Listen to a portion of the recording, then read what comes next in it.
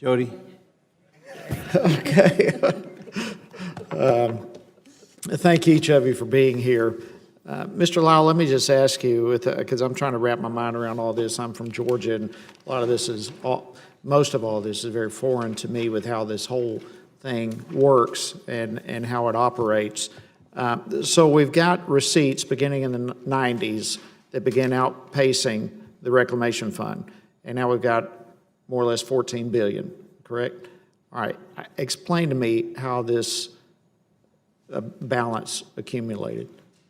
Well, it's a great question, Congressman, and I think that it goes to one of the issues that was touched on earlier, and that is that as the revenues from energy and mineral production increased, the outputs to water infrastructure stayed relatively flat and in some years actually decreased. And Congress has the ability to remedy that situation by allocating additional resources to water infrastructure, and that's something that we would definitely support. And so really it's a issue of not recognizing or not taking advantage of the opportunity when those funds come in. Now the perceived surplus is really a surplus on paper, where the federal government has taken revenues from western states, and I'm originally from Colorado, and so I can sympathize with my fellow Western members up here, that funding from the West has gone into the general treasury, and the treasury has obligated it most likely to other programs. Okay, but the revenue, there's several streams of revenue, 4 or 5 streams, whatever it may be. Sure. Is the onshore mineral, that's the primary source? Yes, sir. There's multiple streams. The onshore mineral revenue is probably the largest. However, there's another real important one I'd like to point out, and that's actual water user repayment and power user repayment for the initial infrastructure development. And I believe that number is at least close to $5 billion of the federal investment in water infrastructure has actually been paid back to the fund by the beneficiaries. Okay, so then we come to the appropriations process, which we've kind of hit on. Apart from congressional action, what happens? You've got to have congressional action for this stuff, correct? Yes, sir. Congress has a great amount of power in this process.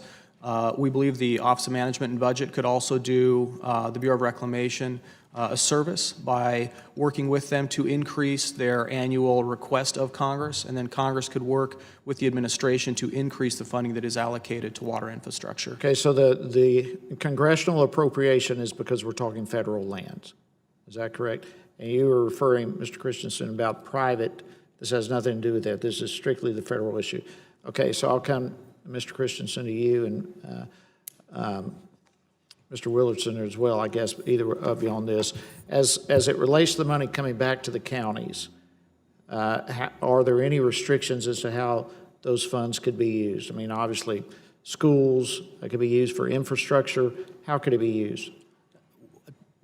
We would actually, one of the things that we think is most important is looking for opportunities to develop new uses for our mineral resources. So when I talked about retraining and I talked about ways to put people back to work, we would probably, when we're talking education, we would actually probably focus a lot of it on community college, research and development activities, things to find a new option for coal, oil, natural gas. We can see the writing on the wall regardless of what everybody's politics are. And so we want to make sure Campbell County stays a vibrant community long term. All right, Mr. Willardson, would you?